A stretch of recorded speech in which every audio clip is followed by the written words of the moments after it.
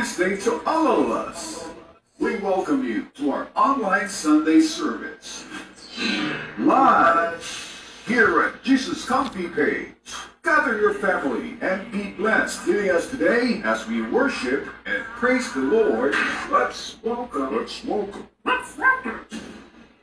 gentlemen, may I have your attention, please? Pastor Ruban and Sister Isabel Lucy. Praise the Lord! Amen! Good morning, brothers and sisters! Yes! Good morning po sa ating lahat. A happy Sunday to everyone.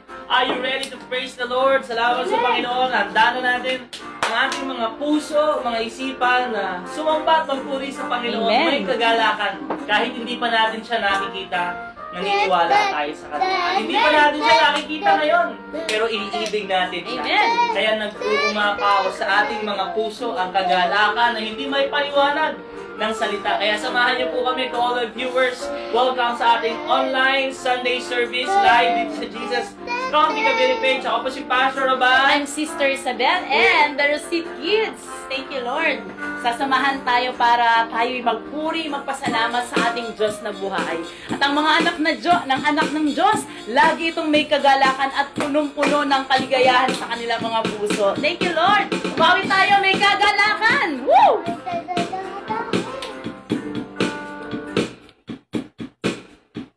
Let's sing! Sama-sama ang buong pamilya at sabay-sabay umawit para sa ating Panginoon ng may kagalakan. Yes, Lord!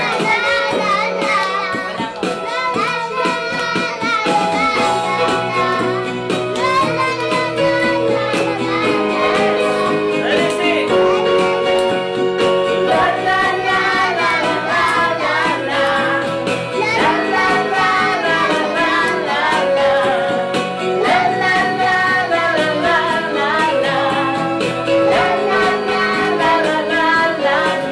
Ulang ng mga salita para masalamatan ka.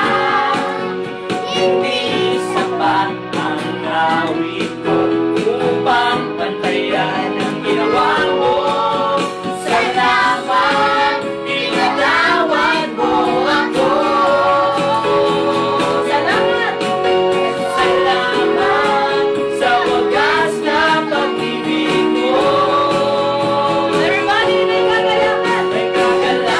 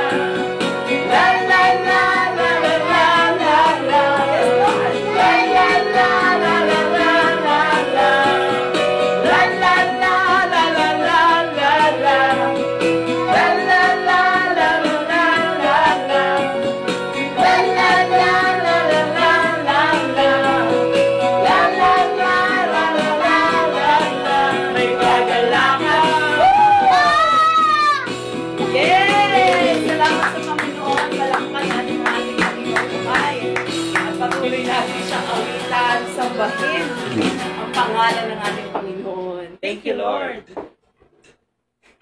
Sabay-sabay tayong kumawin. Hallelujah. Sabay tayo. Worship tayo kay Lord. Yes. Thank you, Lord Jesus. Salamat, Panginoon. Salamat sa protection mo sa amin, Panginoon. Ang aming buong sambayan ay maglilingkod sa iyo, Lord. Ang nalalahan sa piling ng mataas-taas ang Diyos, ang Panginoon ang siyang buo at kanlungan. Sino mang magtitiwala sa makapangyarihang Diyos ay ililigtas sa pangangaiba. Anumang saloob, lulukuban kanya. Yes! Woo! Sa lilim ng kanya. Sa lilim ng kanyang malapay na Hallelujah! Sabay-sabay tayo. Let's claim this promise. Iingatan ka sa kalinga niya, ang kanyang katapatay, malutit panangga. Ililigtas ka niya sa bitag ng masama, kasama mo'y mga anghel, saan man magpunta. Hallelujah, Lord. Salamat, Lord. Ligtas ang lugar, Panginoon. Ligtas kami sa ilalim ng iyong malabay na pakpak, Panginoon. Kung pipiliin mo sa piling ng tagapagtanggol, di aabutin na ikaw ay mapahama. Kapag tumawag ka kay Yahweh, siya'y magliligtas. Bubuhatin ka't hindi masusugatan. Yes! Lulukuban kanya. Sa lilim ng kanyang malabay na pakpak. Sabay-sabay tayo, mga kapatid. Iingatan ka sa kalinga niya, ang kanyang katapatay, malutit panangga. Ililigtas ka niya sa bitag ng masama, kasama mo'y mga anghel, saan man magpunta.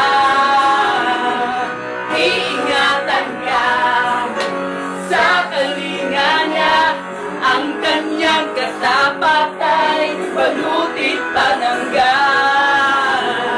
Ililigtas ka niya sa bitag ng masama, kasama mo'y mga anghel, saan man magpunta. Hallelujah. Thank you, Jesus. 1,000 man ang mabuwal, 10,000 man sa aming harapan, Lord, hindi kami matatakot. Sapagkat kasama ka namin, Panginoon. Pagtitiwalaan namin ang mga salita mo, ito'y buhay, Panginoon. May pagkamo ka, Lord. May protection ka sa aming mga buhay. Sabay-sabay tayo. 1,000 man ang mabuwal, 10,000 man sa iyong harapan, di matatakot, di ka maaano. Kadiliman ay lumusob man, kaligtasan niya ay kailan pa man, di matatakot, di ka maaano. 1,000 man ang mabuwal, 10,000 man sa iyong harapan, di matatakot, di ka maaano.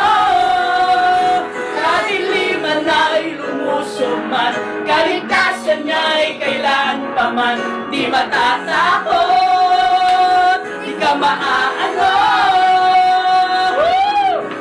Iingatan ka sa kalinga niya, ang kanyang katapatay, malutit panangga. Ililigtas ka niya sa bitag ng masama, kasama mo'y mga anghel, saan man magpunta. Iingatan ka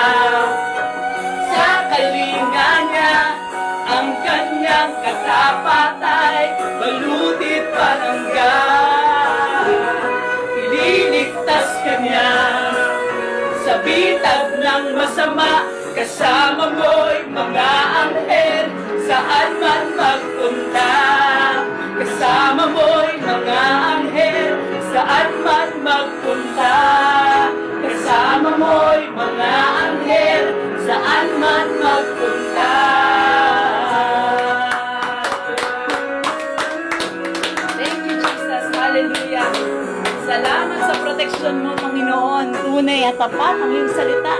At dito kami lubos na magtitiwala, Panginoon. Thank you, Lord. Hallelujah. Purihin ang pangalan mo, Yahweh. Salamat, Panginoon. Kasama ka namin. Ikaw ay nasa kalagitnaan namin. Ikaw ay nasa tahanan ng bawat isa, ng bawat mananampalataya, Panginoon. Salamat dahil lagi mo kaming pinoproteksyonan sa ilalim ng iyong malalabay na pakpak, Panginoon. Thank you, Lord. At dito kami magtitiwala, Panginoon.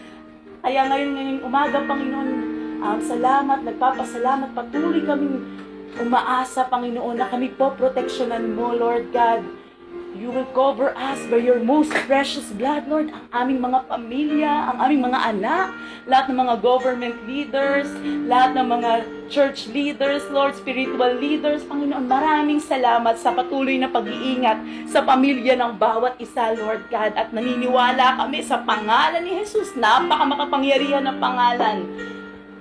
Pwede mo nang patigilin ang virus, Lord God.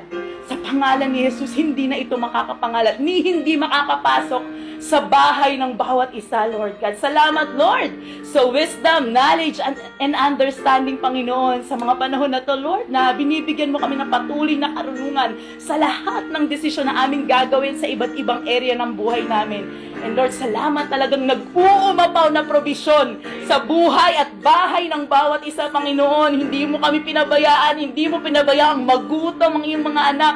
Pinoprovidean mo kami ng lahat ng mga pambayad, Panginoon, sa mga bills namin, lahat ng mga gastusin, lahat ng mga pangangailangan. Tunay nga ang iyong salita, Panginoon. Ikaw ang nagpupuno sa lahat ng mga kakulangan namin. And Lord, maraming salamat dahil sa mga panahon na to, Panginoon. Maraming mga kapatid namin, kamag-anak, kapamilya namin ang naabot ng iyong salita, ang naabot ng kaligtasan. Salamat, Panginoon, at patuloy pa, Panginoon, na pag-share, pagtatag ng live video na ito, Panginoon, para lalong marami ang maabot, magkaroon ng kaligtasan, magkaroon ng buhay na walang hanggan na ibinigay mo sa bawat isa, Panginoon.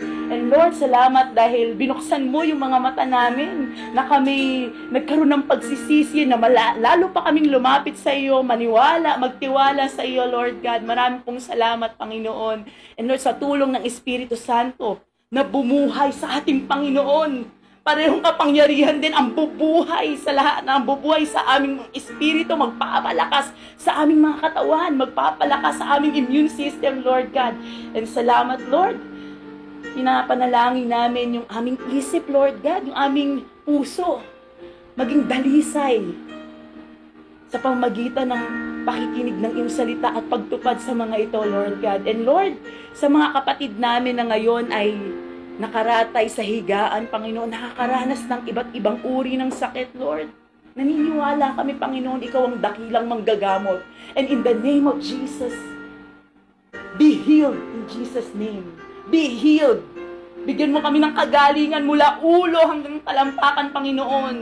At hindi lang pisikal na pangangatawan ng paghagalingin mo, maging ang aming emosyonal, Panginoon, ang aming mental na isipan, Panginoon, ang aming spiritual, Panginoon. In all areas, Lord, pagalingin mo kami, Panginoon. And we claim the complete healing sa pangalan ni Jesus.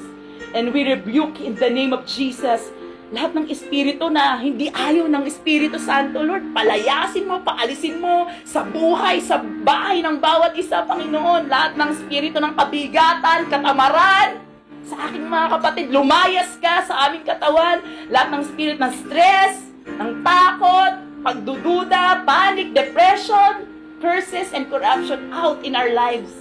And Lord, we pray for our nation, Panginoon. Palagi mo kang bigyan ng karunungan, bigyan ng pusong laging sumusunod sa mga itinalaga mong authority sa buhay namin, Panginoon. And Lord, we declare that we will live and we will not die. We are strong in the Lord. We declare all is well with us and no sickness, no disease, no weapon, no work of the evil one formed against us will ever prosper. Nothing shall harm us day and night, for we are covered by your most precious blood. And we receive life right now. Buhay, Panginoon, ang gagaling sa iyo. Tinatanggap namin, Panginoon, ang kapuspusan ng banal na Espiritu, Lord. Tinatanggap namin, Panginoon, ang tagumpay, ang kagalingan, Lord, ang kalayaan, ang kalakasan, kapangyarihan, kapayapaan, kagalakan. At lahat ng mga tao ay makikita ang iyong kaligtasan. Sa pangalan ni Jesus. Amen and amen and amen. Patuloy nating awitan ng ating Panginoon. Patuloy nating sambahin. Patuloy nating papurihan. Ito yung ating respond dun sa buhay na walang hanggan, dun sa salvation na natanggap natin sa Kanya. Umawi tayo sa Kanya at magpasalamat. Thank you, Lord.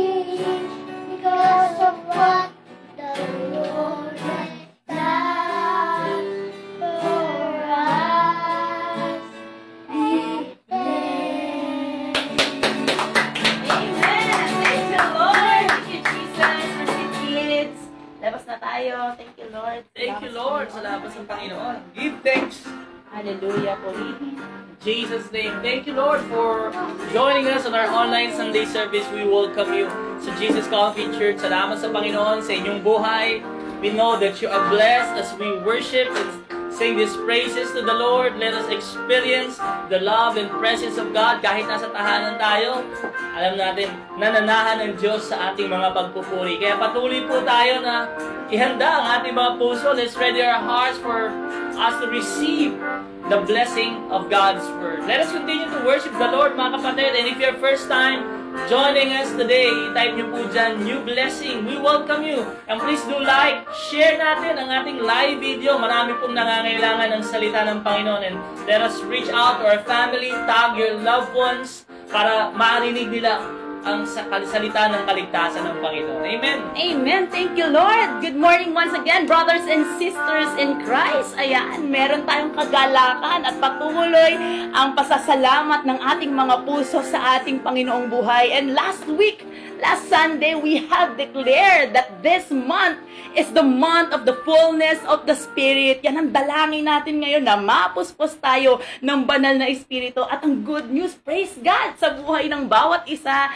Dahil last leadership, alam niyo yun, meron kaming meeting. At dun sa meeting na yun, nagkaroon kami ng sharing. At makikita nga, base dun sa mga sharing ng mga kapatid natin sa pananampalataya. Alam mo, meron dun nag-share kahit na may pinagdadaanan silang matinding problema sa buhay, struggle sa buhay, still nakikita nila yung kabutihan, nakikita nila yung kaluwalhatian ng ating Panginoon. At dalangin ko, ang lahat ng mga nanonood ngayon, nakikinig rin ngayon, ay ganun din ang maging pananaw sa buhay dahil meron tayong Diyos na buhay. At meron naman doon, alam mo yun, nag-share siya tungkol dun sa mga pagpapala na naranasan niya sa pamamagitan ng pagsunod sa ating Panginoon. At alam ko, marami pang mga testimony ang dadating sa simbahan na to, maririnig natin. Patotoo, bilang tayo'y napupuspos talaga ng banal na Espiritu Santo. Dahil alam nyo ba, ito talaga yung dapat nating i-goal, i-desire. Ngayong mga panahon na to, bakit ba natin kailangan i-desire to? Ano bang meron pag puspos ka ng Espiritu Santo? Alam mo, meron kasing pangako, promise na ibinibigay sa atin ng ating Panginoon. At alam nyo, kikiligin kayo pag nalaman na, kumbaga naaalala nyo itong pangako na to sa John 10:10. Lagi na nating naririnig, pero napaka makapangyarihan. Sabi nung salita ng ating Panginoon, the thief comes only to steal, kill, and destroy. But I have come that they may have life and have it to the full. Alam mo, isang pangako, pag tayo ay puspos, pag tayo nabubuhay, spirit-filled life, we are living in the life to the fullest. Pangako ng Espiritu Santo, pag puspos ka, meron tayong full life. At pangalawa, meron tayong fruitful life. Ayan, sabihin nyo nga, full and fruitful. Ito yung gustong-gusto natin na makita sa buhay ng bawat isa. At magkakaroon lamang tayo niyan pag tayo'y puspos, pag tayo'y puno ng Espiritu Santo. Sabi dun sa word ni Lord sa John 15:5, ako ang puno ng ubas at kayo naman ang mga sanga. Ang nananatili sa akin at ako sa kanya, ang siyang nagbubunga ng sagana sapagkat wala kayong magagawa kung kayo'y hiwalay sa akin. Kaya alam mo yun, malalaman mo ang isang Kristiyano na puspos ng Espiritu, punong-puno pag siya'y nagbubunga. At makikita rin siya sa kanya, syempre, yung bunga ng Espiritu Santo. Ano ba yung mga yon? Yung love, yung peace, yung patience, kindness, goodness, faithfulness, gentleness, and self-control. Ayan. So, ito yung dapat nating naisin. Kaya lang, itong promise na to, na gustong-gusto natin ang bawat Kristiyano na nakipag-isa kay Kristo, mayroong problema dun sa promise. Hindi lahat ng Kristiyano, hindi lahat tayo ay na-experience ang full life, ang fruitful life. Meron kasing problema. Di ba? Natandaan nyo, last week pinag-usapan natin yung tatlong klase ng tao. The natural man. Ito yung mga tao, natural person. Ito yung self-directed pa rin yung kanilang buhay. Sila ang nagmamanipula, nagko-control ng buhay nila. Ito yung mga taong dapat nating abutin, kaya natin sila tinatag. Ito yung wala pang mga Kristo. Sabi dun sa salita ng ating Panginoon sa 1 Corinthians 2:14. Sabi dito, sapagkat ang taong hindi pinapanahanan ng Espiritu ay ayaw tumanggap ng mga kaloob ng Espiritu ng Diyos. Para sa kanila, kahangalan ang mga iyon at hindi nila nauunawaan sapagkat ang mga bagay ni espiritual ay nauunawaan lamang sa paraang espiritual. Kaya dalangin natin yung mga kapatid, kamag-anak natin, yung mga natural person na kilala natin, wag nating tantanan, wag nating tigilan, na itag sila para mabahaginan, matanggap din nila si Kristo. At ito yung naging problema. Marami sa atin nakatanggap, nakarinig na ng salita ng ating Panginoon, tinanggap na si Kristo sa kanilang buhay bilang Panginoon at tagapagligtas. Pero still, yung kanilang laman pa rin ang nagdadirect, yung kanilang laman pa rin ang sinusunod nila. Ito yung mga tinatawag na carnal person. Alam mo, sabi dun sa salita ng Panginoon sa 1 Corinthians chapter 3, verses 1-3, mga kapatid, hindi ko kayo nakakausap bilang mga taong nagtataglay ng Espiritu. Kailangan usapin ko kayo bilang mga taong namumuhay pa ayon sa laman at mga sanggol pa sa pananampalataya kay Kristo. Gatas ang ibinibigay ko sa inyo noon at hindi matigas na pagkain sapagkat hindi ninyo kaya iyon. Subalit hanggang ngayon ay hindi pa rin ninyo naiintindihan. Kaya nananaig pa sa inyo ang laman. Nananaig pa rin sa carnal person yung laman. Ang inyong pag-iinggitan, pag-aaway-away, ay palatandaan na makasanlibutan pa kayo at namumuhay pa ayon sa laman. Mga kapatid, ito yung dalangin natin. Kung tayo ay nabubuhay pa sa laman ngayon, dalangin ko na maging spiritual person na tayo. Yung pangatlong level, sabi dito, ito yung Christ-directed life. At ito yung talagang pinapanahanan, hindi lang pinapanahanan, kasi lahat ng tumanggap kay Kristo ay pinapanahanan na ng Espiritu Santo. Pero ang dalangin natin, the word commanded us to live a life to the full, to filled with the Spirit of the living God. Sabi naman dun sa word ni Lord, dapat tayo daw bilang mga spiritual na tao, lagi tayong magpapuno sa Espiritu. Yun ang nagiging problema natin ngayon. Kaya pag nakakarinig ng salita, alam mo yun, pabago-bago ang isip. Pag nakakarinig ng salita, nandun pa yung hindi pagtitiwala at hindi pagsunod sa mga salita. Dahil nga, ang problema natin, nabubuhay pa tayo. Ang karamihan ay nabubuhay pa sa laman. At ang karamihan ay, alam mo yun, sinusunod pa rin yung laman nila. Merong proseso, mga kapatid. Gusto natin yung pangako. Kaya lang nga ang problema, gusto natin instant. Instant full life, instant fruitful life. Merong proseso, mga kapatid. At yan ay matatagpuan sa salita ng ating Panginoon. Sabi dito sa kanyang words sa John chapter 7 verse 37-38, on the last day and the greatest day of the festival, Jesus, stood and said in a loud voice, "Let anyone who is thirsty come to me, drink. Whoever believes in me, as Scripture has said, rivers of the living water will flow." Kung gusto natin magkaroon ng fullness of the Holy Spirit, isang paraan para makamtan natin ang kapuspusan ng Espiritu Santo. Sabi mismo dun sa kanyang salita, thirst. Sabihin mo dyan, i-type mo dyan ngayon, thirst! Mauhaw tayo! I-desire natin yung salita ng ating Panginoon. Alam mo, sabi nga dun sa word niya, di ba? Dun sa Luke, sabi dun, kung yung mga masasamang ama ay nagbibigay ng mga mabubuting bagay, gaano pa kaya yung ating Diyos Ama na talagang mapagmahal, talagang mabuti, mahal na mahal tayo, hindi niya ba ibibigay sa atin yung Espiritu Santo na ating hinihiling? Mga kapatid, ang tanong ko ngayong umaga, nakalagay na ba dyan sa prayer notebook mo na gusto mong magkaroon ng kapuspusan ng Espiritu Santo? Dahil alam mo, ang bunga nito, yung promise nito, full life and fruitful life. Dalangin ko, mag-thirst tayo. Huwag tayong mauhaw sa mga bagay sa mundo. Mag-thirst tayo, i-desire ng puso natin para magkaroon tayo ng fullness of the Spirit, yung Espiritu Santo. Number 2, sabi dun sa salita niya, di ba? Come to me. Come to me. Sabi ni Lord mismo dun sa binasa natin kanina sa John chapter 7, 37-38. Come to me. Lumapit na tayo kay Lord. Lumapit na tayo, mag-repent na tayo sa lahat ng mga pagkakasala natin. Number 3, sabi dito, drink.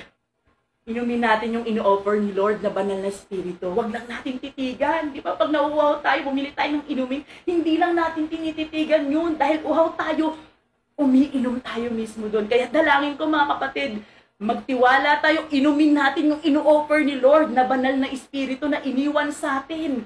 Nung umalis ang ating Panginoong Hesukristo, ating Panginoong Hesukristo, yan ang palatandaan na tayo ay mga tunay na tumanggap sa ating Panginoon. And last, sabi dito, believe. Type mo dyan ngayon, believe. Patuloy tayong manampalataya na yung Espiritu Santo ay talagang pupuniin tayo everyday. At lahat naman na nangyari sa buhay natin, simula nang tinanggap natin ang ating Panginoong Jesus, ay sa pamamagitan ng pananampalataya. At ang pananampalatayang ito'y may kalakip na gawa. Kaya every time na nakakarinig tayo ng salita ng ating Panginoon, alam mo yun, excited tayo na isabuhay yung mga salita, hindi lamang natin pinapakinggan.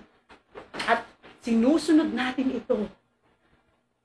Kumbaga, wag na tayong magpagapi. Katulad nung carnal na tao, carnal person, na nagiging talunan dahil sinusunod niya pa rin ang kanyang laman. Dalangin ko ngayong month ng November, kung gapi ka man sa the past years ng buhay mo bilang Kristiyano, tinanggap mo si Jesus, bakit gano'n na experience, di ko pa rin na-experience yung abundant life, full life, dahil nabubuhay pa tayo sa laman. Kaya ang idalangin natin, puspusin tayo ng ating Panginoon, ng banal na Espiritu. Sabihin mo, mag-desire ka, mag-thirst ka dun sa Espiritu Santo. At number 2, lumapit na tayo sa ating Panginoon. Talikuran na natin yung mga kasalanan natin. Number 3, inumin natin yung ino-offer ng ating Panginoon na Espiritu Santo. At number 4, manampalataya ka na pinupuspos ka ng Espiritu Santo. Yung pagpuspos or pagiging full ng Spirit, this is not a one-time event. This is an ongoing process sa buhay natin. At ang pangako niya, alam mo yon, mararanasan natin yung tubig, the rivers of overflowing water. Alam, dadaloy sa atin na nagbibigay buhay, tubig na nagbibigay buhay. Kapatid, examine our lives today. Saan pa ba tayo nabubuhay? Kung saan naman pa tayo nabubuhay, tumalikod na tayo at lumapit. I-repent natin lahat ng mga kasalanan natin sa ating Panginoon. Dalangin ko na itong month na to ng November, talaga naman lahat ng naniniwala at patuloy na nananampalataya, nananabang sa kanilang Christian life ay biglang mabigyang buhay. Rivers of overflowing water, ang tubig na nagbibigay ng buhay ay dadaloy. Namamatay ang ating spiritual, namamatay ang ating emotional, marriage life. Ano bang mga namamatay sa atin? Yung ating finances. Mga kapatid, kailangan nating magpakapuspos sa banal na Espiritu para maranasan natin full life and fruitful life. Kaya itaas na natin, pag narinig natin, ibigay natin yung ikapu natin. Ito yung salita ng Panginoon, hindi namin salita. Anong response ba natin? Dito natin malalaman kung tayo pa ba'y nabubuhay sa laman. Tayo ba'y natural person? Every time na maririnig natin ang pagbibigay, ay tinatalikuran lang natin dahil ito'y walang halaga sa atin. Tayo ba'y mga carnal person na minsan magbibigay tayo pag feel natin? Minsan hindi, dahil nananaig pa rin ang laman, nagdadalawang isip. Maraming mga pag-aagam-agam, hindi naniniwala sa salita.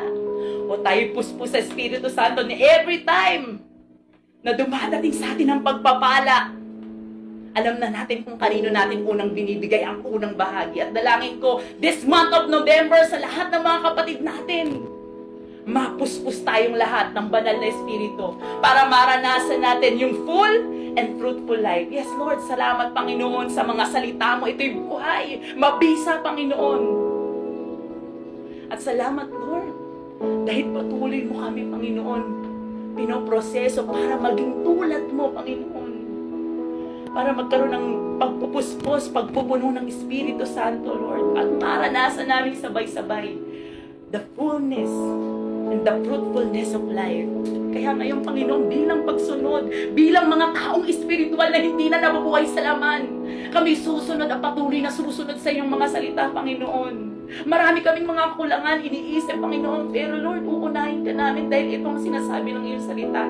Subukin ka namin sa area na to ng finances, na lagi kaming nagpe-fail pag ayan na ang sweldo. Maraming nangako pag nagkatrabaho, pag lumaki ang kita sa negosyo, bibigay ang 10%, pero marami din ang nagpe-fail, Panginoon. Nananaigag naman. Kaya ang dalangin namin this November, Lord, manaig ang Espiritu Santo, manahan sa amin, Panginoon, punuin, puspusin, Panginoon, para lagi kaming makasunod sa salita mo, Panginoon. At Lord, mararanasan namin yung kaginhawahan, Lord, yung siksik-liklig at umaapaw na sinasabi mo yung sa iyong salita. Maraming salamat, Panginoon, sa mga ikapu, sa mga kapatid ko, Panginoon, patuloy na nag-offer sa iyo, Lord, nagbabayad ng kanilang ikapu, Lord.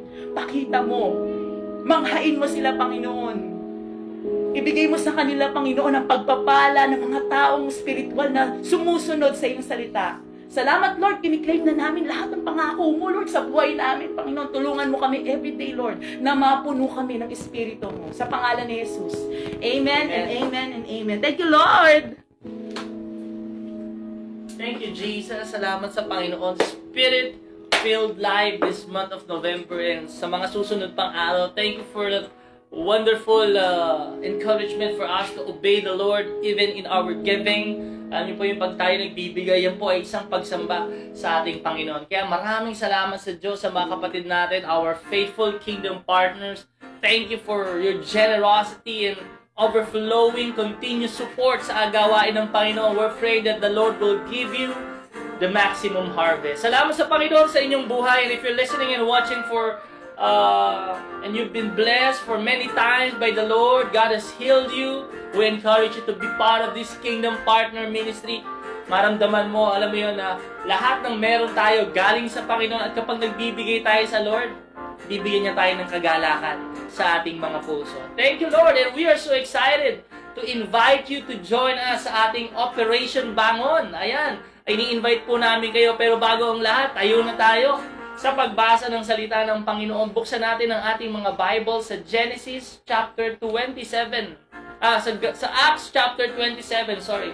Acts chapter 27, 27 to 32. Ayan, Acts chapter 27. Tayo na tayong lahat. Habang binubuksan nyo yung Bible nyo, babasahin natin yan mamaya. Paano tayo pinagpapala ng Lord? In many ways po, Pastor. Financially, sa health, protection, may trabaho pa rin ako ngayon, yung business ko, kumikita pa rin naman. Let us give back to God. Every blessing na binibigay sa atin ng Panginoon will be accountable. Kaya, alam niyo, let us give back para sa kanyang tahanan. Ito pong ating Operation Bangon, we are praying for a property dahil affected din ang church, and a property wherein we can gather kapag okay ng lahat, makabalik ng lahat, makahanda na rin tayo para sa marami pang kaluluwa na dadalhin ng ating Panginoon. Join us sa ating Operation Bangon. Nandiyan po yung ating mga GCash. Ayan, yung numbers natin dyan. And you can send weekly, you can send daily, minimum 100. Ay talaga namang napaka-importante. Malaking part ang ginagampanan niya sa kaharian ng Panginoon. And we thank God, every peso will count. The Lord will give you the maximum harvest. Kung paano ka pinless ni Lord, magbalik tayo sa Kanya. At lahat naman ng meron tayo galing sa Panginoon. Kaya, God bless you as you give to the Lord. Salamat sa Diyos. And again, let's ready our hearts for the Word of God. We're starting a new series. Thank you, Jesus. Basahin natin. Tayo tayong lahat sa pagbasa ng salita ng Panginoon in Acts chapter 27. Acts chapter 27, 27 hanggang 32. Basahin natin ang salita ng Panginoon. Ikalabing-4 na ng gabi nang tinangay kami ng bagyo sa dagat ng Mediterranean. At ng mga hating gabi na, tinatantya ng mga tripulante na malapit na kami sa tabi ng dagat. Kaya sinukat nila yung lalim ng dagat, nalaman nilang 20 dipa ang lalim. Maya-maya, sininukat nilang muli ang lalim at mga 15 dipa na lang, so pababaw ng pababaw. At sa takot na bumangga kami sa mga batuhan, naghulog sila ng 4 na angkla. 4 na angkla sa hulihan ng barko. At nanalangin sila na mag-umaga na sana. Gusto sana ng mga tripulante na lisanin na ang barko, umalis. Kaya ibinaba nila sa dagat ang maliliit na bangka at kunwari maghulog sila ng angkla sa unahan ng barko. Pero sinabi ni Pablo sa kapitan at sa mga sundalo, kung aalis ang mga tripulante sa barko, hindi kayo makakaligtas. Kaya pinutol ng mga sundalo ang lubid ng bangka at pinabayaan itong maanod. Samahan niyo po kaming manalangin. Let's close our eyes and bow our heads today. Father, we thank and bless you. Thank you for this time na meron po kaming malinaw, maayos, smooth, Lord, yung aming mabilis, ang aming internet connection. Father, guide us. Speak to us and through us by the power of your Holy Spirit. Samahan mo kami, Panginoon, sa pag-aaral na lahat ng salita na ito, Lord, ay maitanim sa aming mga puso. Makita ang pagtubo, paglago, bunga sa aming lahat. Salamat po, Panginoon. And right now, God, we ask for your wisdom. We ask for your knowledge and understanding na kahit na ano yung bagyong harapin namin, kung kami nakaangkla sa batong matibay, Panginoon, hindi kami madadala ng anod. Salamat po, Panginoon, hindi kami mayayanig, di matitibag kung sa iyo kami nakatayo. Kaya, Panginoon, tinataas namin ang gawain na ito. Ikaw po patuloy na magpagaling, patuloy magbago, patuloy kang magbigay ng pangunawa, direksyon, gabay ang iyong salita sa amin. Kaya, Panginoon, magturo ka, mangaral ka, mangusap ka, makikinig kami. Sa pangalan ni Jesus.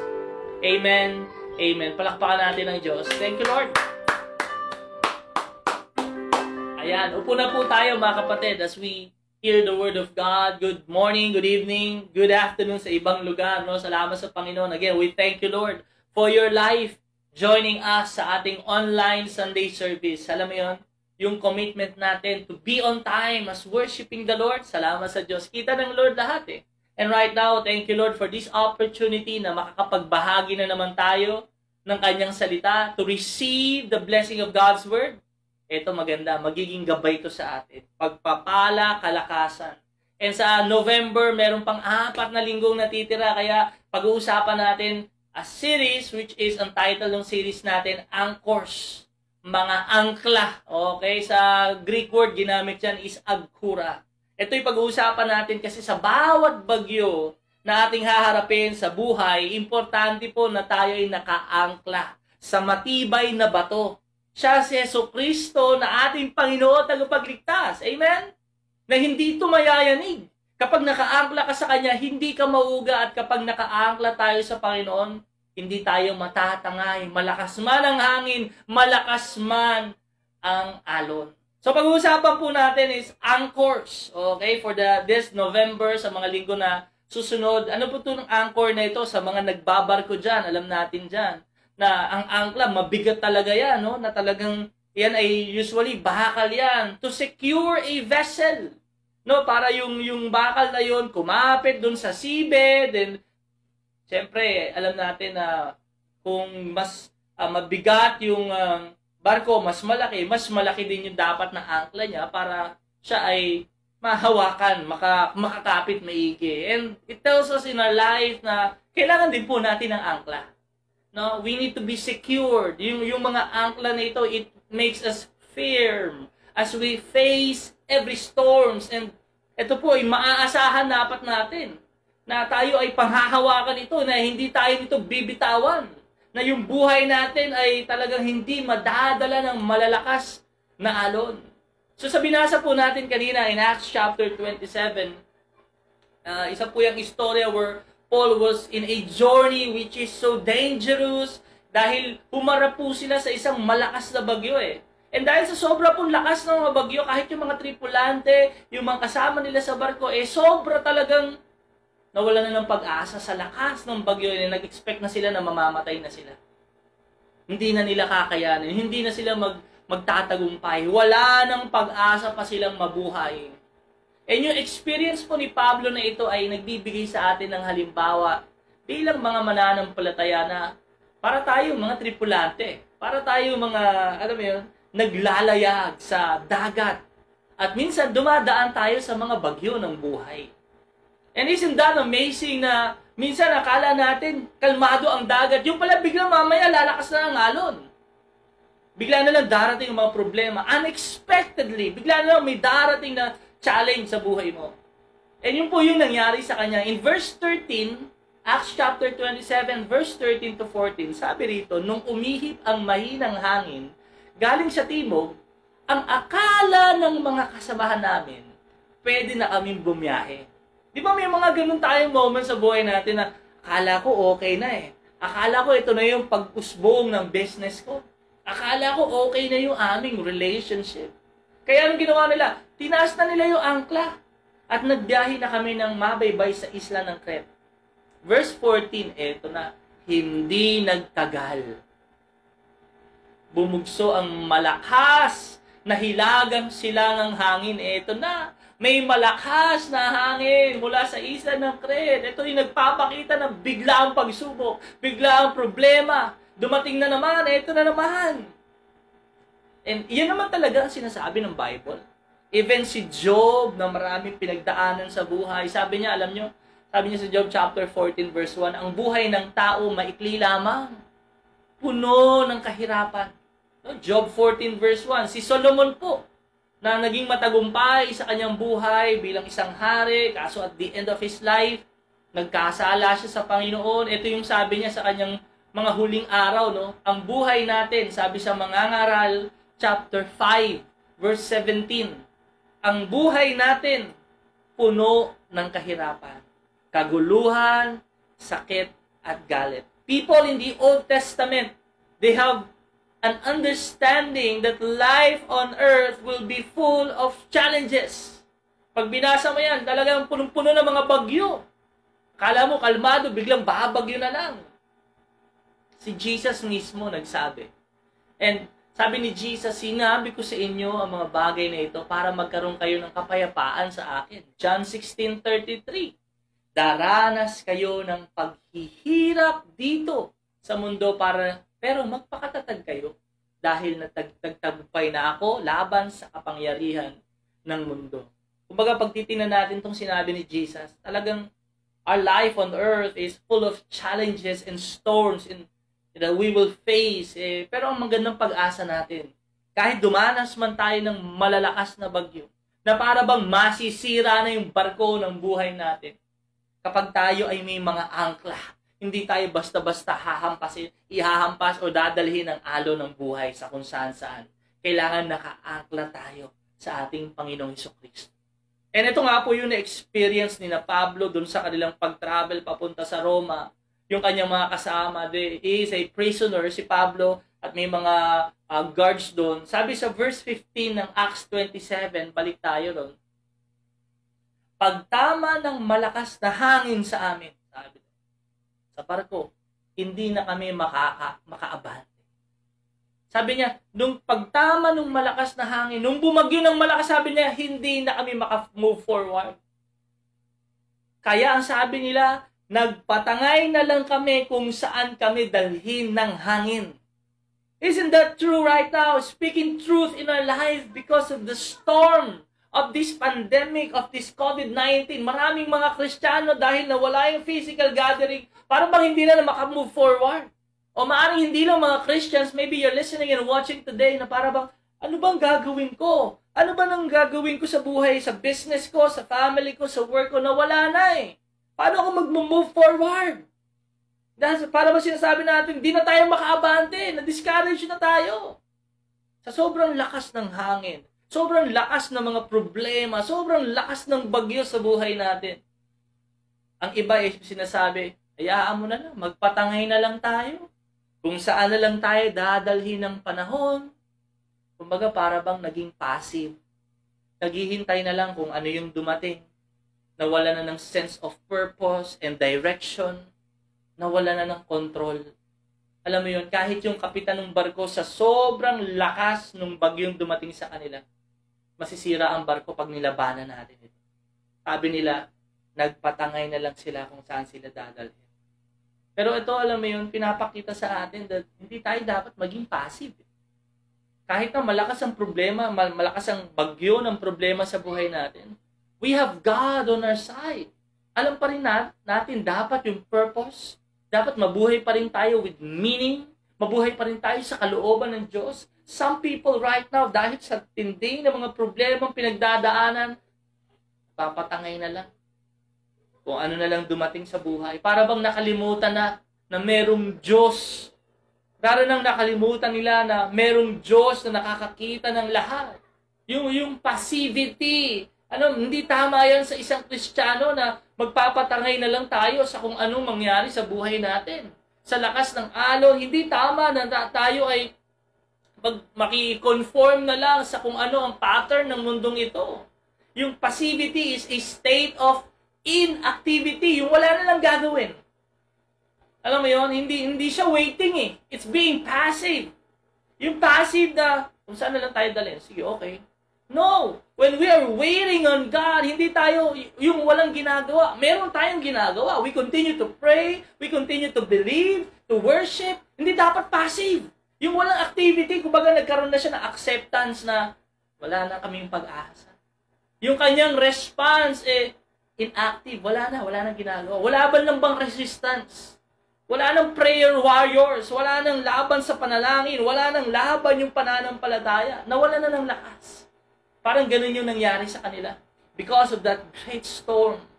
At ito pa nga in verse 29, mga kapatid, dahil sa takot na bumangga kami sa mga batuhan, ito yung binasa natin. Ito na, sa ginawa nila, naghulog sila ng 4 na angkla sa hulihan. 4 na angkla sa hulihan ng barko.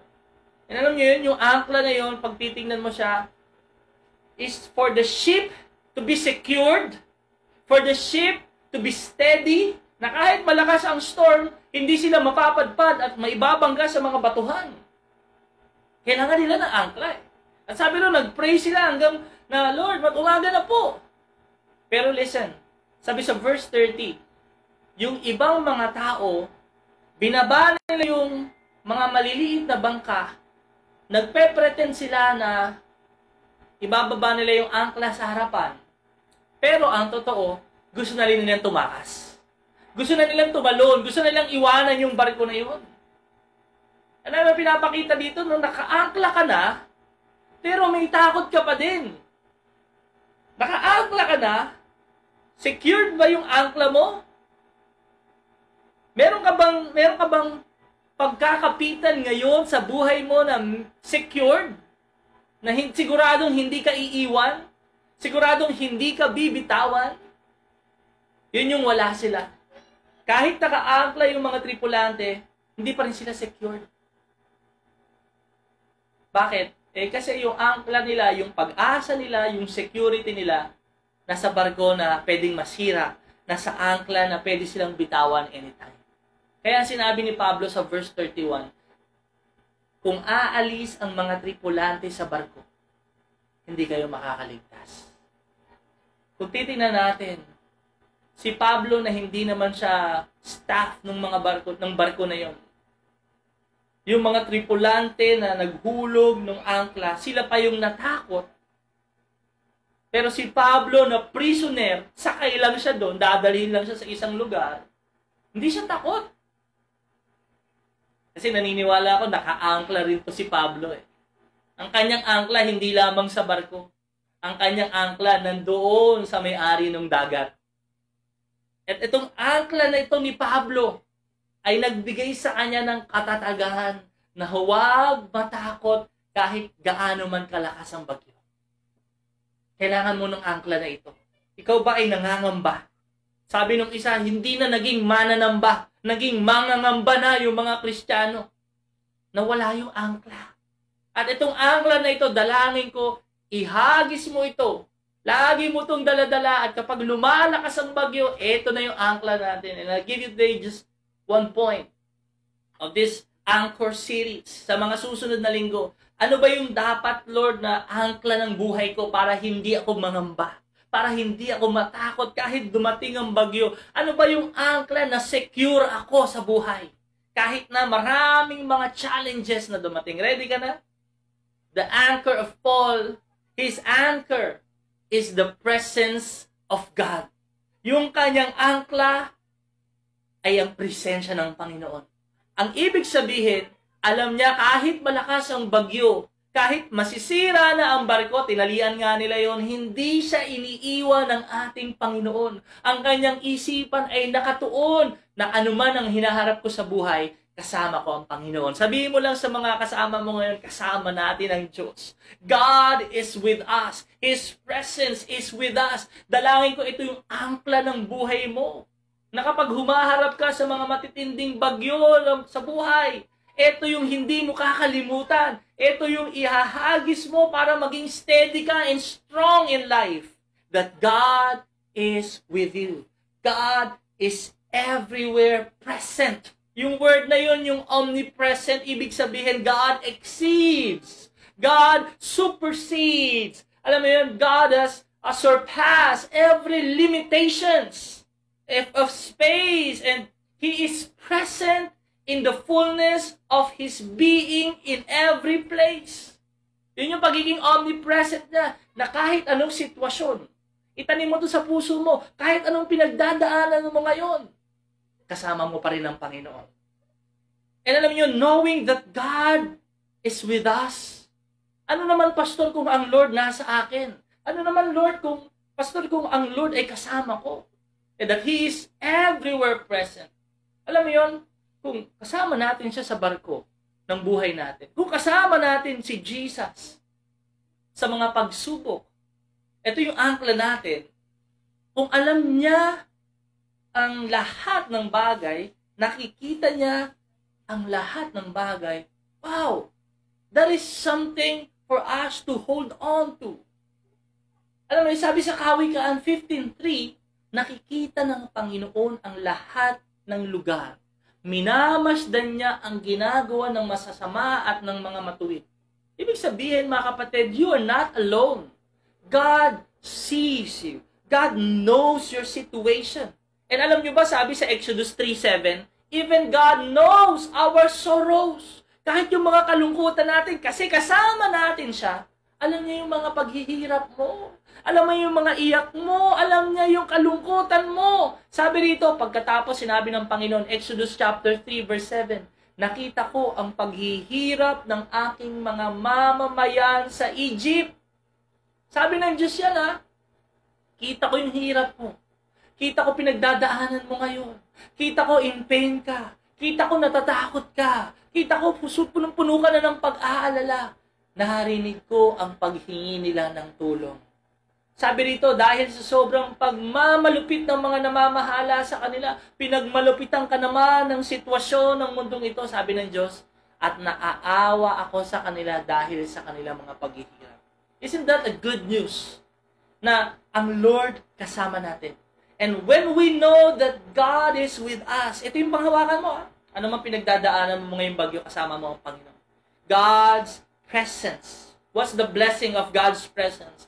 God's presence gives us power, gives us strength, mentally, emotionally, physically, spiritually. Can you see Pablo dun sa ship na masisira na malakas yung bagyo? Meron pa rin siyang lakas ng loob para sabihin sa mga tripulante, huwag kayong tumalon. Kapag tumalon kayo dyan, hindi kayo maliligtas. Dito kayo maliligtas sa barko. Mental strength, mental power, emotional power, hindi nagpapanik.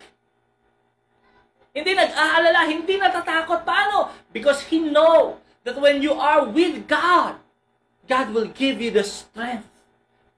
Sa Gawa chapter 27-22, ito sabi niya, hinihiling ko sa inyo, lakasan ninyo ang inyong loob. Wow! Naging encourager pa to. Hindi naman siya seaman.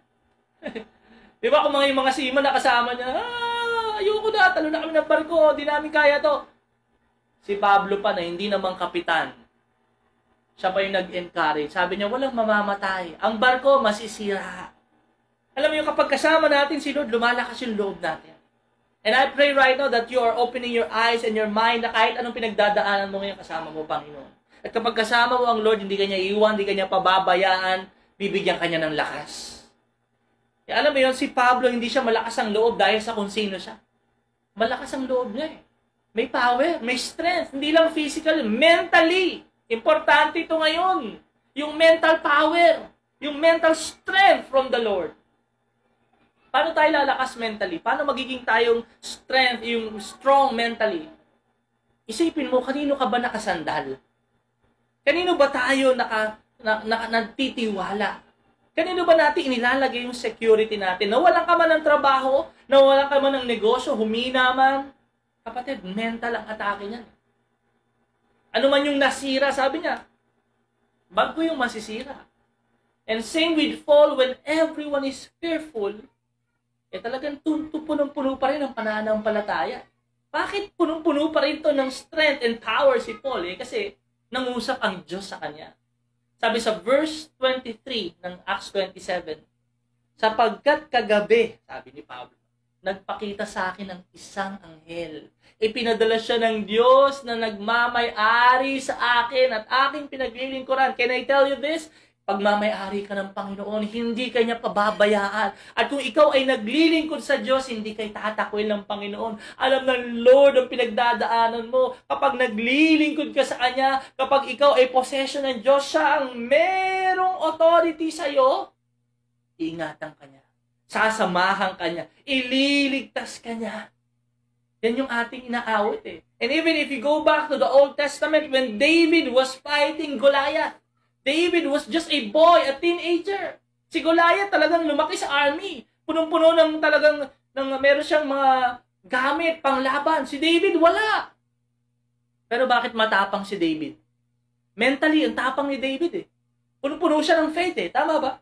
Sabi niya, the battle is the Lord's. Diba sabi niya, ano ba yung secret dun sa kanyang strength? Ano ba yung secret? Secret, bakit ang tapang nito? Boldness niya. Yung iba takot, yung hari takot. Yung mga Israelite na army takot. Ano ba yung kanyang pinagkakatiwalaan? Ano ba yung source ng kanyang lakas? Bakit strength? Meron siyang power. Mentally, talagang kaya niyang labanan. Sabi niya, susugudin ko yan. Hindi niya inilagay yung kanyang lakas doon sa balatik o yung kanyang sling. Hindi sa bato yung kanyang pagtitiwala. Although sinabi niya, may experience siya, pumatay siya ng leon, ng oso, kapag atakihin yung mga tupa. Doon ba siya naka-secured? Doon ba siya naka-angkla? Alam niyo kung bakit ganun na lang yung tapang ni David para harapin tong si Goliath. Ganun na lang katapang si Pablo kahit dumalakas ang bagyo. Sabi niya, lakasan niyo ng loob niyo. Para sinasabi niya, relax lang, kaya natin to. Mapagtatagumpayan, kasama natin ang Panginoon. Saan naka-angkla si David? Saan naka-angkla si Pablo?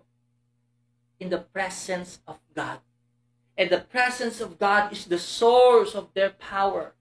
If you read in 1 Samuel 16 verse 13, eto. Pakinggan mo yung sinasabi. Dito humugot ng lakas si David. 1 Samuel 16:13. This is the reason why David was so fearless para harapin si Goliath. He was so full of faith na matatalo niya. Sobrang tapang, bold. Itong si David. Dito, sabi doon, sa verse 13, kaya kinuha ni Samuel ang langis at pinahiran niya sa ulo si David sa harap ng kanyang mga kapatid. Simula ng araw na yun,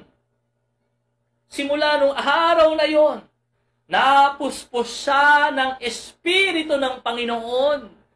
Ibig sabihin na yung kapangyarihan ng Diyos kasama ni David eh. He knows that when he fights Goliath, God is with him. And ganun din sa buhay natin. Dapat itanim natin to sa puso natin. Ano man yung bagyong hinaharap natin, God is with me.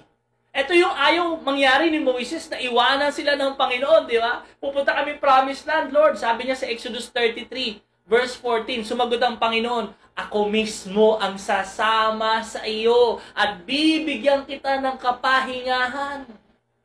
Ang sabi ni Moises, Lord, kung hindi nyo kami sasamahan, wag nyo na lang kaming paalisin sa lugar na ito. Because Moses knew that without God, they are nothing. Sabi niya rito, paano malalaman na ng iba na nalulugod kayo sa amin? Kung hindi nyo kami sasamahan at paano nila malalaman na espesyal kami na mga mamamayan sa ibang mamamayan ng mundo? It's because of the presence of God. Kapatid, ito yung angkla natin. Ano man ang pinagdadaanan natin ngayon, kasama natin ang Panginoon. God is always present with His people. Isaiah 43 verse 2, kapag dumaan ka sa tubig, kasama mo ako, sabi ng Diyos. Kapag tatawid kayo ng mga ilog, kasama mo ako, hindi kayo malulunod. Kapag dumaan ka sa apoy, hindi ka masusunog at ang liyab nito ay hindi makakapinsala sa iyo. Amen, hallelujah. Sabi mo sa kasama mo, kasama natin ang Panginoon. In every situation we face, in that presence, it gives us power, strength, physically, mentally, emotionally. God is with us. The second point is God's presence gives us peace.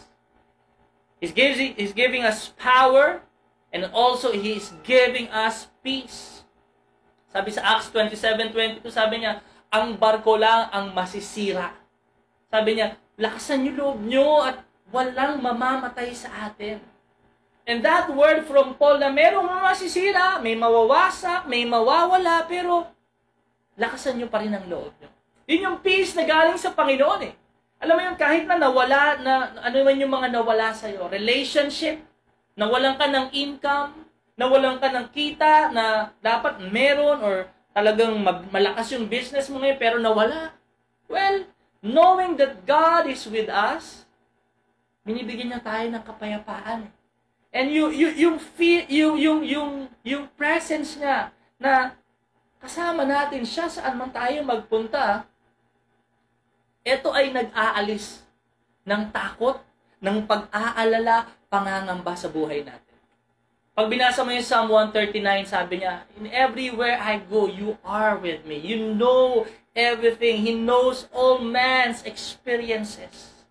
Itong mga anak namin kanina, no, kasama namin, 4 sila, pero yung 3, mga lalaki yan, lagi yan nagkakaroon ng para bang nagsusumbong. Habang may ginagawa ko sa laptop, nagawa ng lesson, Bible reading, and alam mo, lagi lang akong kinukulit kapag mayroong mga away-away yung mga 3 magkakapatid. Si EJ, si JD, si JJ, 3 na yon. Daddy, tingnan mo sila, nag-aaway, Daddy, hindi ako pinahiram mo. Daddy, tingnan mo sila, talagang lagi silang, nag-aaway. Tingnan mo, umiyak na, Daddy. Tingnan mo, Daddy, hindi ako pinanex. Kumbaga parang, alam mo yun, gusto nila na makita ko yung kanilang sitwasyon. At kapag nakita ko na yung kanilang sitwasyon, gusto nila, hatulan ko na. Ano ba yung verdict dyan? Ano ba yung ituturo mo, Daddy? Ganun yung kanyang mga mindset. Sa mga pagsusumbong ng mga bata, kapag sinasabi ko na, sige mamaya, ang ginagawa nila, kinukulit nila, pinauulit-ulit nila, ito, tingnan mo, sumbong sila ng sumbong. Gusto nila na makita ko yung sitwasyon at ayusin ko yung nagiging problema nila. Pero pag sinabi ko na, okay, sige, pupunta na ako dyan. Sige, nalaman ko na. Daddy, si JD, hindi nagpahiram. Okay, sige, mamaya kakausapin ko. Kapag sinabi ko na yun, binigyan ko na ng acknowledgement yung kanyang pagsusumbong. Hindi na siya mangungulit. Pag sinabi ko na ako na bahala. Sige. Kumbaga yung bata nagkakaroon na ng peace. Kasi alam niya yung kanyang tatay will solve their problems. Alam niya na nakita ng tatay niya yung problema kasi hindi ko naman nakikita yung ginagawa nila lagi. So ginagawa niya, sinusumbong para makita ko. And you know what? It's the same with our Lord. Sa lahat ng mga nangyayari sa buhay natin, kita ng Lord ang lahat. And I pray na yung isipan mo, sa sitwasyon mo ngayon, sa mga problema mong pinagdadaanan mo ngayon, kita ng Lord eh. So bakit ka pa nag-worry? Kung sinumbong mo na kay Lord, bakit ka pa nag-worry? Kung sinabi mo na sa Lord, alam mo kahit na hindi mo sabihin, kita niya sitwasyon mo eh. Bakit ka pa natatakot kung alam ng Diyos ang iyong pinagdadaanan? Have peace. Magkaroon tayo ng kapayapaan dahil kasama natin ang Panginoon. Psalm 46, verse 10, alam natin yan. Sabi doon, be still and know that He is God. Basahin ko sa Tagalog. Sabi ng Panginoon, sinabi niya sa verse 10, tumigil kayo. Kilalanin ninyo ako, Diyos. Ako'y parararangalan sa mga bansa. Ako'y papupurihan sa buong mundo. Alam mo yung word na tumigil kayo? Sabi mo, tumigil. Tahimik. Sabi ng Diyos. Yan yun eh. Bitawan ninyo. Ang ibig sabihin nun, bitawan ninyo ang inyong mga armas. Bitawan nyo na yung mga armas nyo. Huwag na kayong lumaban. Huwag na kayong makipag-argumento sa akin. Yun ang sinasabi ng Panginoon. Huwag na kayong lumaban. Kilalanin nyo, Diyos ako eh. Na minsan, alam mo yun, anong point, pastor, na para bang lumalaban? Lumalaban tayo na, Lord, teka, alam mo ba itong nangyayari, Lord? Lord, patigilan mo na yung bagyo, pabalikin mo na ang normal sa lahat. Na para bang yung pamamaraan natin mas tama kaysa sa pamamaraan niya. Lumalaban pa tayo eh. Alam mo yun, sabi ni Lord, tumigil kayo.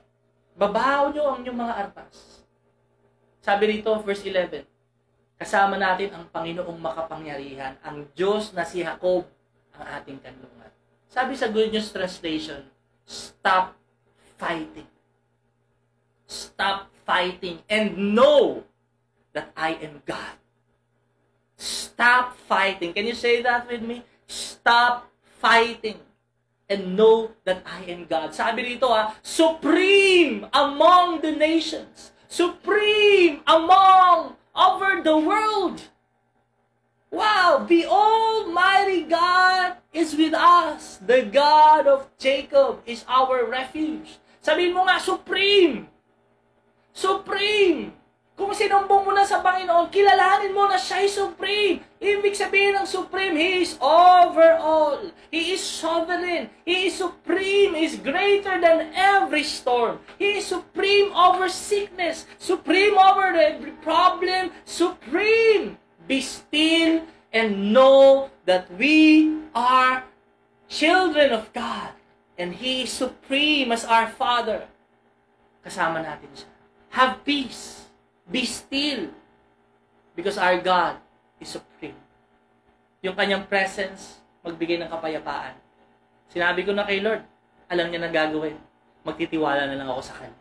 Alam ni Lord sitwasyon, alam ni Lord mga pagkukulang, alam ni Lord mga nawala sa akin. He is supreme. Alam niya gagawin. I will not fight. God will fight for me. I know God will do something great. God will do something amazing. Amen? God is our peace. Bibigyan niya tayo ng kapayapaan. Panghuli is His presence gives us protection. Yung kanyang presensya sa gitna ng bagyo, kahit na parang sawasak na yung bagyo, yung barko, masisira na. Sabi ni Pablo dito sa verse 30-31. Subalit nang magtangka ang mga mandaragat na makaalis ng barko, ibinaba ang bangka sa dagat, dinadahilan nilang maghuhulog sila ng angkla sa unahan, pero ang totoo, tatalo na sila. Ano sabi ni Pablo? Ay sabi niya, teka, malibang manatili ang mga taong ito sa barko, hindi kayo maliligtas. Pag tumalong kayo dyan, lumalabas kayo sa presensya ng Diyos. Kasi nandito ang kaligtasan, nasa loob ng barko, kasama natin ang Panginoon dito.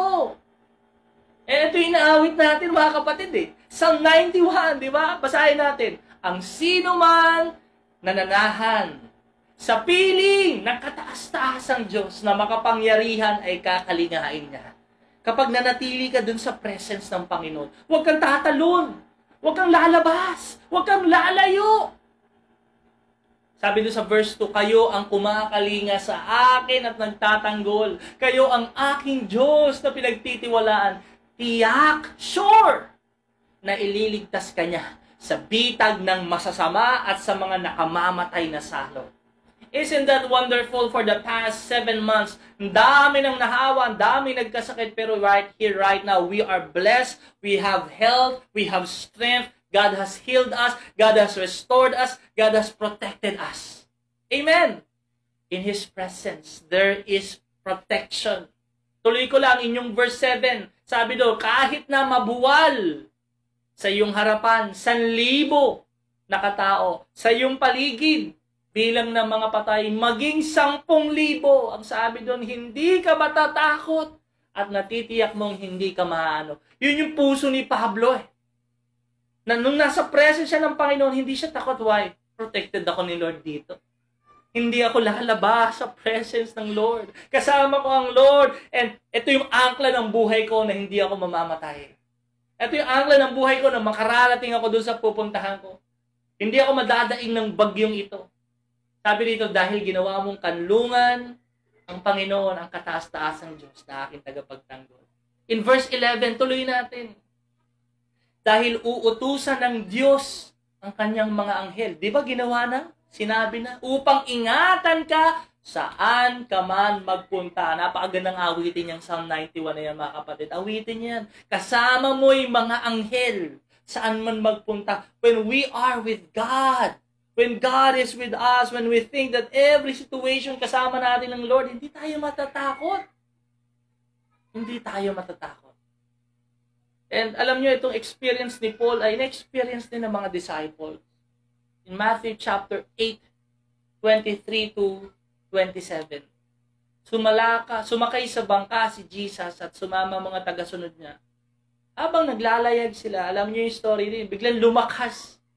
At halos lumakas yung hangin at halos matabunan na ng malaking alon yung kanilang bangka. Natutulog noon si Jesus. Kaya nilapitan siya ng mga tagasunod niya at ginising. Panginoon, iligtas niyo po kami, malulunod na tayo! Diba? Sumagot si Jesus. Sabi ni Jesus, bakit kayo natatakot? Kay liit ng inyong pananampalataya. Anong ginawa ni Lord? Bumangon siya. Pinatigil niya ang hangin at ang mga alon at biglaang pumalma ang tubig. Namangha yung mga tagasunod niya. At sabi niya, anong klaseng tao ito? Kahit ang hangin at ang alon ay napapasunod niya. And I can see the disciples right there, no? Talaga naman, sa lakas ng alon, sa lakas ng hangin na yun, na pumasok na yung tubig sa bangka. Hindi mo ba alam, nakasama mo si Jesus? Malulunod ba si Jesus? Yung mamamatay ba siya na nalunod si Jesus? No. They failed to recognize that Jesus is with them, the Son of the Most High God.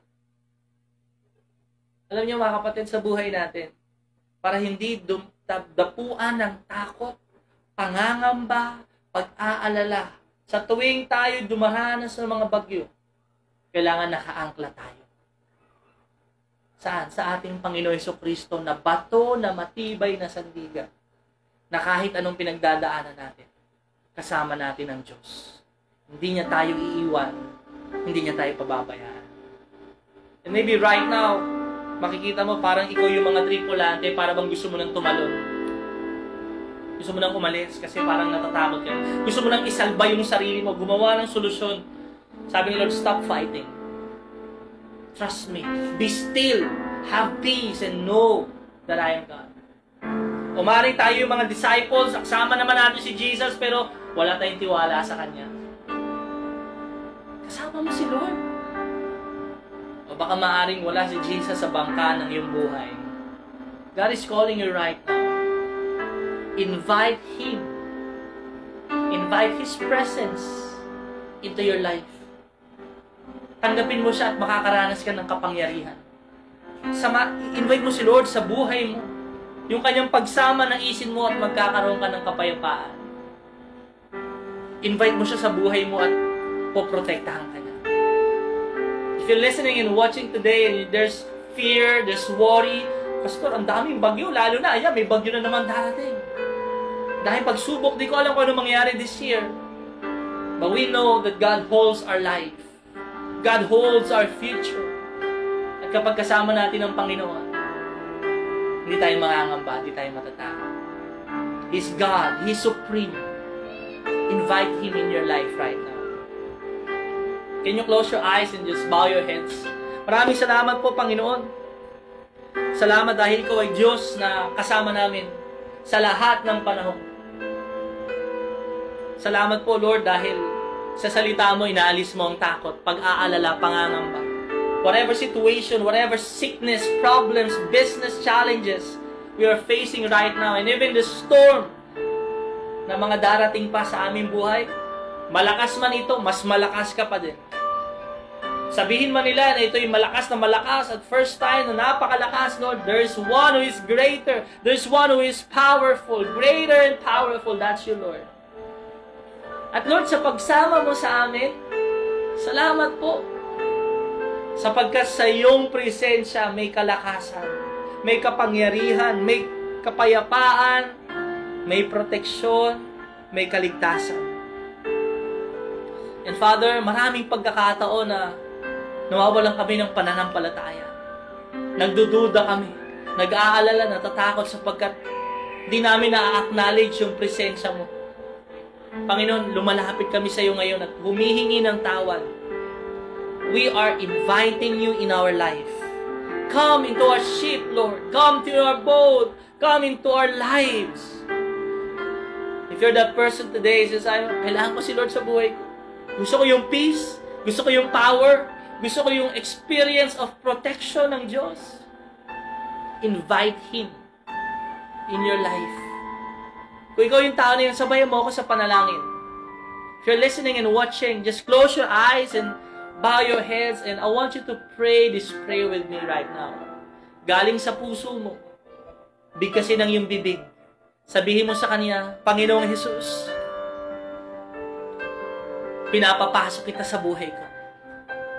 Kailangan po kita. Panginoon, lumalapit po ako sa iyo. Inaamin ko po ang aking mga pagkukulang. Sa akong makasalanan, patawarin mo po ako sa pagdududa ko sa iyo. Patawarin mo po ako sa hindi ko paniniwala. Pinagsisisihan ko na po ang lahat. Binubuksan ko po ngayon ang aking puso. Tinatanggap kita sa aking buhay bilang Panginoon at tagapagligtas. Salamat po sa pagpapatawad mo sa akin. Sa buhay na walang hanggan. Tinatanggap ko po ang kapayapaan. Ang banal na Espiritu na kasama ko, hindi ako iwanan. Tinatanggap ko po ang lakas, kapangyarihan, isipan, sa aking puso, sa aking katawan. Salamat po sa kalakasan. Salamat po sa kapayapaan. Tinatanggap ko rin po ang iyong pagliligtas. tinatanggap ko ang iyong protection at buhay na walang hanggan. Salamat po, Panginoon, sa pangalan ni Jesus. Amen, amen, amen. Palakpakan natin ang Lord. Kapatid, kung sumabay ka sa panalangin na yun, if you pray that prayer with us, we believe that God has entered into your life. And the Holy Spirit, nasa iyo na ang banal na Espiritu Santo, nananahan sa iyo, kasama mo ang Panginoon saan ka man magpunta. Yung kanyang mga anghel, they are watching over you, guarding over you, protecting you. God is giving you right now the peace na hindi mo maunawaan kahit may bagyo, pero may peace pa rin sa puso mo. God is giving you strength, power in your mind, in your soul, in your spirit, in your body. God is giving you that. Remember this, God is with you. Dito tayo mag-angkla. Ito yung angkla ng buhay natin. Hindi tayo mayayanig. Hindi tayo madadala ng malakas na hangin sapagkat kasama natin ang Panginoon. Makakarating pa rin tayo sa ating destinasyon. Amen? Amen. Congratulations, kapatid, sapagkat pinatawad ka na ng Panginoon. Right now, God is with you. And gusto ni Lord na makilala mo pa siya. Gusto ni Lord na kayo'y magkaroon pa ng mas malalim na relasyon. And paano po mangyayari yun? Simple lang, kailangan mo lang magbigay ng mas maraming oras sa Panginoon. Sa Bible, sa prayer, sa pag-attend sa mga gawain natin. Right now, make a decision to go deep in your relationship sa ating Panginoon. In 5 minutes, we're done. But before that, mag-pray muna tayo. Let us pray for strength, for peace, for protection. Tanggapin natin ang kapangyarihan ng Panginoon. Amen? Sa inyong mga tahanan, just say, yes, Lord, I receive it. In Jesus' name. Taas natin yung ating kamay. Father, we thank and bless you for this wonderful message that whatever situation we're facing right now, you are with us. Whatever storms may come, Lord, you are with us. Para masisira pa ang barko ng buhay namin, marami mang mawala sa aming buhay, but we know you are with us. And you will never leave. You will never forsake your children. Maraming salamat po. And right now, God, we're receiving your strength. Mentally, emotionally, physically, spiritually, the power of God, the Holy Spirit. Di kami matatakot na, Lord. Inaalis mo na ang pangangamba, pag-aalala, pagkatakot. Kahit anong mga problema, yes, Lord, ano man ang aming harapin, we will live na hindi kami matatakot. Magtitiwala kami. Maliligtas kami. Poprotektahan mo kami. And Lord, right now, we thank you for the peace of God in our hearts and our minds. Lord, padala mo po sa mga kapatid ko, sa mga nag-aalala, sa mga nawala sa kanila, sa mga nangangamba, sa mga darating na mga problema, mga bayarin. Lord God, you are with us. And with that, you're giving us peace. That you will provide all our needs. Panginoon, salamat din po, proteksyon. Araw-araw sa mga nagtatrabaho, nalabas, nagbe-business, sa mga namimili, Lord, everywhere we are. Salamat, Panginoon, kasi kasama ka namin. Sabi ng mga awit, Lord, yung mga anghel, kasama namin saan man kami magpunta. Protecting us, guarding us, watching over us. Salamat po, Panginoon. And your protection, your peace, your strength, your power, we are receiving in the name of Jesus. Amen, amen, amen. Kung tinanggap mo yon, sabihin mo, amen. Thank you, Lord God. Salamat sa Panginoon. And we thank the Lord for this powerful message. God is with us. Thank you for joining us. Salamat sa Diyos. Yeah. Salamat sa Panginoon. Ayan. Ayan, salamat sa Lord. Sa lahat ng tumanggap sa ating Panginoong Hesukristo bilang Panginoon at tagapagligtas, God has welcomed you into the family, and God has called you His child. Tinanggap ka niya bilang tunay na anak. Kaya, salamat sa Panginoon. Sabay-sabay, let's declare together, I am a child of the Most High God. I am blessed. I'm full of wisdom, full of power, full of potential. I can do all things. I will overcome. I have a great destiny in Christ.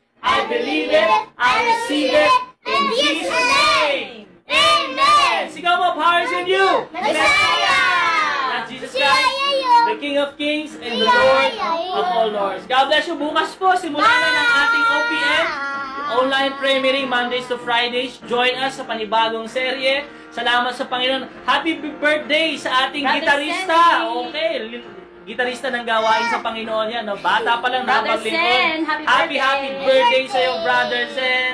Salamat sa Lord. God bless you. Have a great week, everyone. God is with us. Amen. Amen. Thank you, Lord. Bye, bye, bye. Picture muna.